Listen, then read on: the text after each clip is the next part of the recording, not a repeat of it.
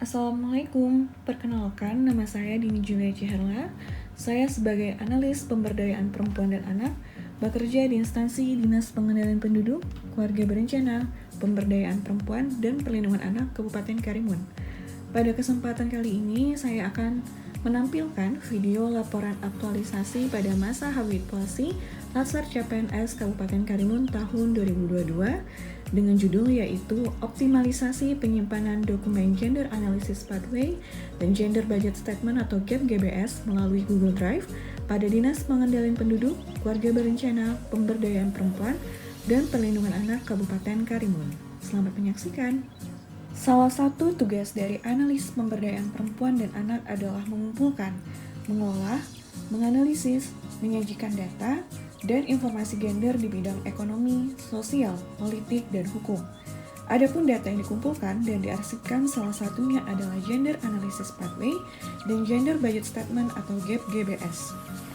Gender Analysis Pathway dan Gender Budget Statement atau GAP GBS berfungsi menganalisa program-program kegiatan yang responsif gender di Kabupaten Karimun.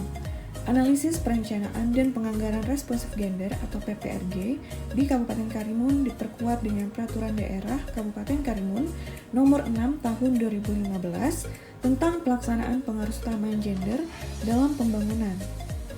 Setiap organisasi perangkat daerah atau OPD, kecamatan, dan beberapa kelurahan desa dapat melakukan perencanaan dan penganggaran responsif gender atau PPRG dengan membuat dokumen analisis GAP GBS setiap tahunnya. Data GAP GBS ini berupa berkas dikumpulkan setiap tahunnya yang kemudian diarsipkan di lemari arsip yang semakin lama semakin banyak menumpuk, sehingga membutuhkan ruang lebih dalam penyimpanan. Selain itu, data GAP GBS termasuk dalam 7 indikator prasyarat pengaruhutamaan gender atau PUG. Data GAP GBS ini berguna untuk penilaian anugerah Parahita Eka Praya tingkat kabupaten yang diadakan setiap 2 tahun sekali oleh Kementerian Pemberdayaan Perempuan dan Perlindungan Anak. Pada tahun 2020, Kabupaten Karimun berhasil mendapatkan penghargaan APE tingkat utama untuk pertama kalinya.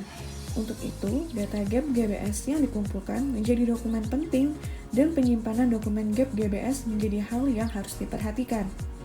Penumpukan dokumen GAP GBS yang tidak tersusun rapi dengan keterbatasan tempat penyimpanan akan menimbulkan permasalahan yang dapat merugikan. Jika hal ini terlalu lama dibiarkan, maka akan membuat lemari arsip menjadi penuh dan tidak ada ruang yang memadai untuk menyimpan dokumen GAP GBS yang setiap tahunnya semakin bertambah. Tercecarnya dokumen GAP GBS dapat menjadi kendala dalam bekerja.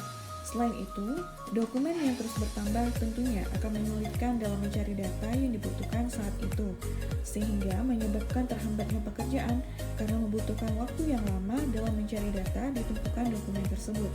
Selain itu, dengan adanya penilaian APS setiap 2 tahun sekali, menjadikan dokumen GAP GBS yang dikumpulkan setiap tahunnya harus disimpan dengan baik.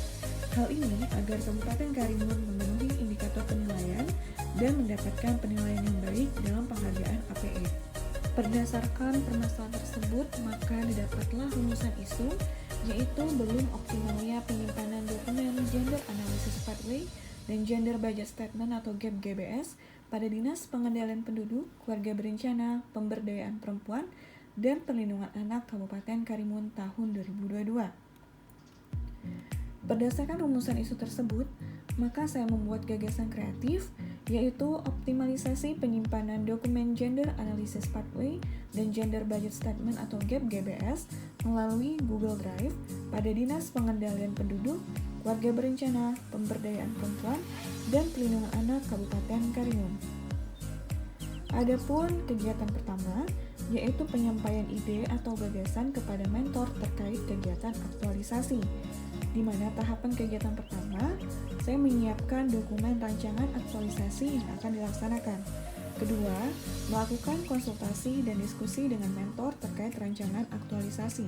Dan yang ketiga, mengajukan lembar persetujuan kepada mentor terkait pelaksanaan aktualisasi. Selanjutnya, pada kegiatan 2, yaitu pelaksanaan dalam mengklasifikasikan dan mengumpulkan dokumen GAP GBS. Adapun tahapan kegiatan yang dilakukan yang pertama adalah membuat checklist atau daftar kelengkapan dokumen GAP GBS. Kedua, mengumpulkan dokumen fisik GAP GBS. Dan yang ketiga, menyusun dokumen GAP GBS dalam map folder sesuai tahun. Pada kegiatan 3, yaitu pelaksanaan digitalisasi dokumen GAP GBS. Adapun tahapan kegiatan yang saya lakukan adalah yang pertama, melakukan pemindaian dokumen GAP GBS. Kedua, mengubah nama file hasil pemindaian sesuai dengan nama dokumen dan tahun GAP GBS. Yang ketiga, menyimpan data fisik dokumen GAP GBS.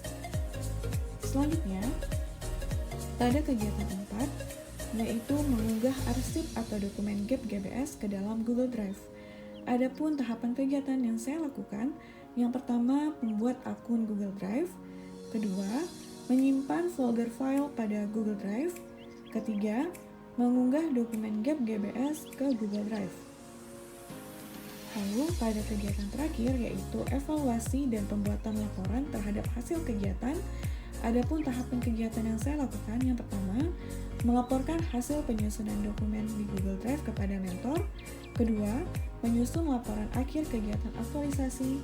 Dan yang ketiga, melaporkan kepada mentor terkait hasil penyusunan laporan akhir kegiatan. Sekian video aktualisasi yang saya buat. Semoga dapat bermanfaat untuk yang menontonnya. Sekian dan terima kasih. Wassalamualaikum warahmatullahi wabarakatuh.